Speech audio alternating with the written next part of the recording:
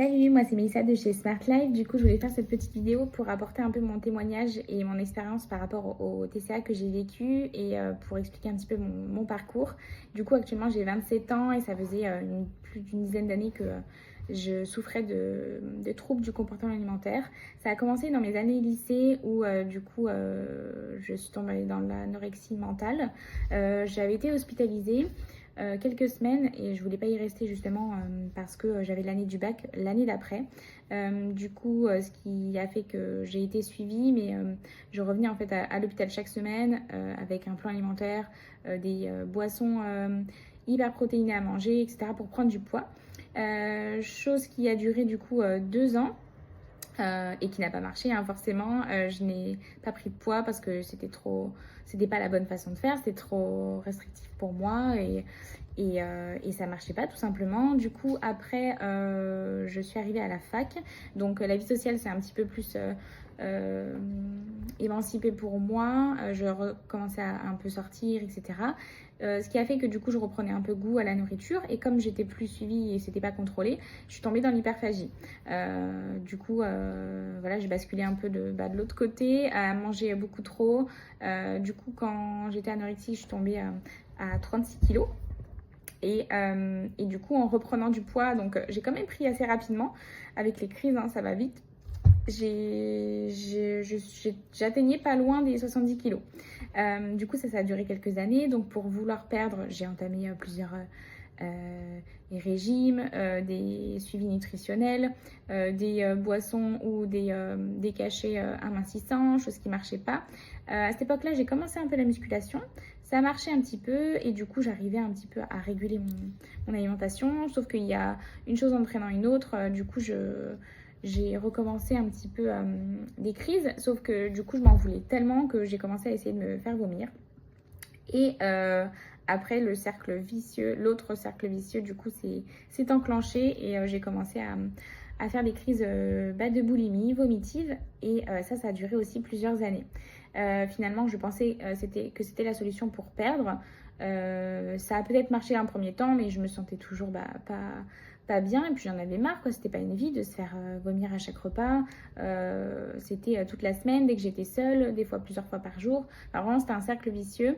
En fait, on se rend compte vite que ça nous fatigue, ça nous freine sur le côté personnel, professionnel. Enfin, tout en fait est impacté et du coup, on a envie de revivre normalement. Donc, c'est là où je me suis inscrite à Smart Life, donc il y a 1 an et demi à peu près. J'ai pris cette décision-là parce que forcément, je voyais que tout ce que j'avais entamé ne fonctionnait pas.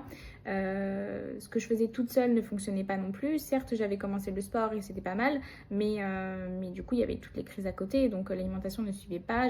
À l'intérieur, je pense que ça se passait pas bien dans mon corps. Enfin, voilà, toutes les choses négatives restaient. Donc j'ai pris la décision de me faire accompagner. Les choses ont pris du temps, mais à la fin, ça a fonctionné. Et actuellement, je suis hyper fière de dire que j'en suis sortie et que c'est derrière moi. Pour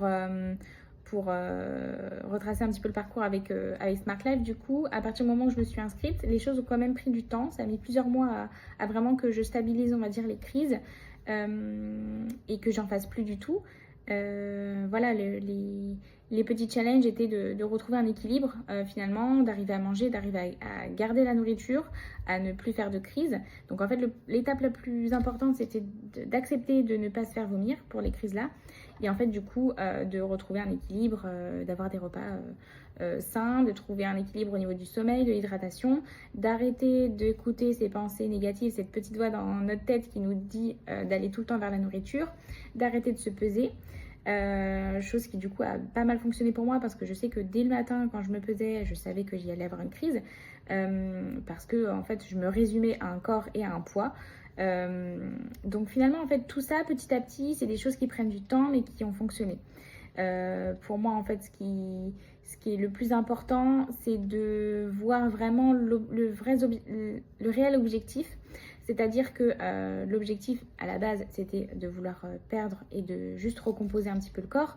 Mais finalement, l'objectif premier, c'est d'arrêter les crises. Et en fait, comme j'avais toujours visualisé juste un poids ou une forme, et ben, les choses ne pouvaient pas fonctionner. Donc finalement, on a mis plusieurs petites choses en place. Certaines ont été conseillées, certaines n'ont pas fonctionné, et d'autres qui ont fonctionné. Mais au moins, j'ai le mérite d'essayer. J'ai le mérite d'essayer. Ce qui m'a aidé, c'est vraiment d'avoir ce soutien-là. En fait, ce qui est bien dans Smart Life, justement, c'est qu'on a ce soutien-là chaque jour. On sait que dès qu'on a une crise, dès qu'on a un moment un peu plus négatif que d'autres, on peut en parler et on peut essayer d'arrêter de ruminer tout seul dans notre coin parce que c'est souvent à ces moments-là qu'on va avoir des crises ou qu'on va culpabiliser ou qu'on va trop se questionner et du coup après qu'il y aura des répercussions derrière. Et finalement de pouvoir parler librement, de faire confiance à quelqu'un d'autre que soi-même, finalement c'est ça qui m'a aidée moi. Moi j'étais suivie par Alexandre et je sais que j'arrivais pas à parler avant de faire une crise parce que c'était incontrôlable, mais après j'arrivais à en parler et après on voyait comment ça s'est passé, dans quel contexte, voilà, souvent c'était le côté un petit peu mental qui prenait le dessus, voilà, s'il y a un coup de stress, un coup de fatigue, des choses comme ça, et on travaillait dessus. Il n'y avait pas que l'aspect nutritionnel. En fait, pour moi, ce qui est important et ce que je dis souvent, ce qui fonctionne, c'est autant d'être accompagné sur le plan nutritionnel, donc d'avoir un cadre vraiment avec le sommeil et l'hydratation. Hein. Ça, c'est des petits paramètres aussi qui sont importants. Mais travailler sur le côté nutritionnel, donc c'est-à-dire avoir un vrai cadre de vie, ne pas voir la nourriture comme un ennemi, trouver l'équilibre dans les repas, voilà, se faire plaisir, mais savoir gérer à d'autres moments, ne pas partir dans les compulsions, voilà, et ça. Et aussi sur le côté mental, parce qu'on sait que souvent, en tout cas moi c'était le cas, quand j'avais une crise, c'était souvent ma tête qui me disait, quand je commençais à manger quelque chose de sucré, c'était ma tête qui m'orientait vers d'autres choses sucrées, enfin en fait tout ça. Et tout ça mis bout à bout, finalement, de travailler des deux côtés et de pouvoir dialoguer, hein, de pouvoir communiquer, c'est ça qui fonctionne et qui est important avec Smart Life, et bah ça a fait que petit à petit ça l'a fait. Je pense qu'il faut voir les choses plus loin et ne pas se dire que finalement Smart Life ça m'a apporté que du positif, c'est-à-dire que déjà ça m'a apporté beaucoup plus de confiance en moi, autant sur le côté professionnel que personnel.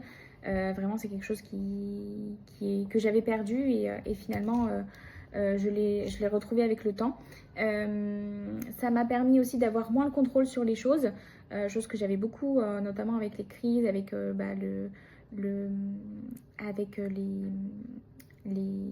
l'alimentation, pardon. Ça m'a permis aussi de pouvoir retrouver un peu une vie sociale parce que je m'interdisais beaucoup de choses, je me renfermais beaucoup sur moi-même à cause des crises, à cause de ma vision que j'avais de mon physique et de mon poids, etc. Ça m'a permis de retrouver une stabilité dans ma vie en fait en globalité et vraiment ça n'a pas de prix.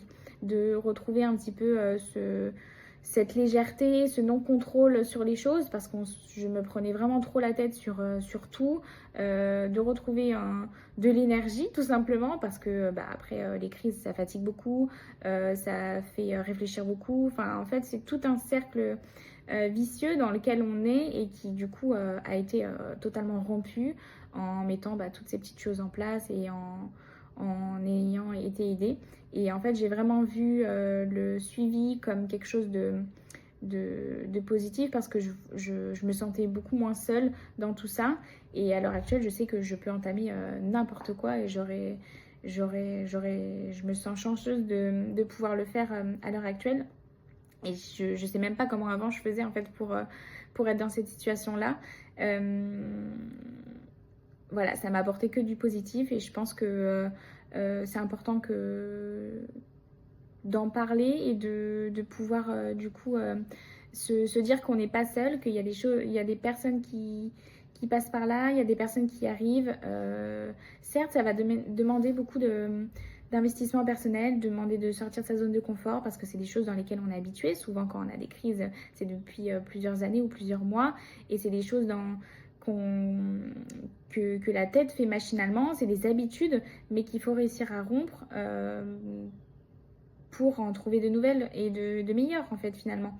Et tout ça, après, ça fait que ça fonctionne et ça sans l'aide de Smart Life, en tout cas personnellement, j'y serais pas arrivée.